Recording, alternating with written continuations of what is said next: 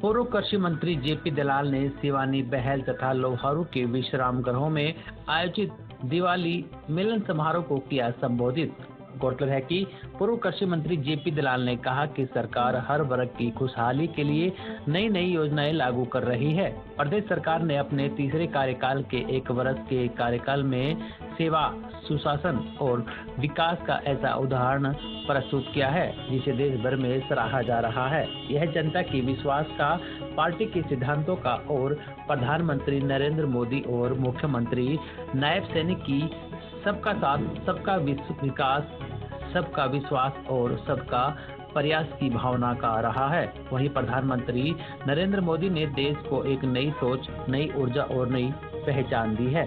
पूर्व कृषि मंत्री जेपी दलाल आज रविवार को सिवानी, बहल तथा लोहारू के विश्राम गृह में करीब 5 बजे आयोजित दिवाली मिलन समारोह को संबोधित कर सिवानी, बहल तथा लोहारू के मुख्य बाजारों में पैदल चलकर दुकानदारों और रेहड़ी वालों को दीपावली की शुभकामनाएं दी है।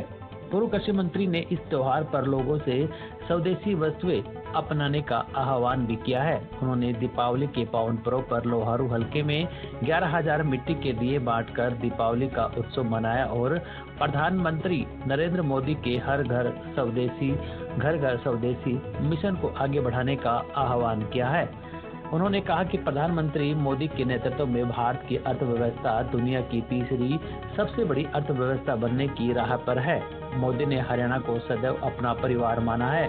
उनकी प्रेरणा से ही आज हरियाणा में विकास का पहिया तेजी से घूम रहा है। उन्होंने कहा कि सरकार नई नई जन कल्याणकारी योजनाएं लागू कर रही है। जेपी दलाल ने कहा कि हरियाणा सरकार बिना खर्ची, बिना पर्ची, योग्यता के आधार पर नौकरी प्रदान कर रही है। वहीं गरीब से गरीब परिवार का बच्चा भी अधिकारी लगा है। उन्होंने कहा कि सरकार अंत्योदय की भावना से काम कर रही है। उन्होंने अपने संबोधन के दौरान लोगों से स्वदेशी वस्तुएं अपनाने का आह्वान किया।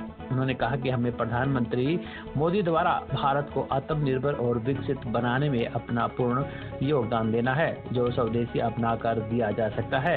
उन्होंने कहा कि प्रधानमंत्री नरेंद्र मोदी के कुशल नेतृत्व में भारत देश निरंतर उन्नति की ओर ऊंचाइयां छू रहा है। देश पूरे विश्व में अपनी अलग अलग पहचान बनाई है, अपनी खोई हुई साख को फिर से हासिल किया है।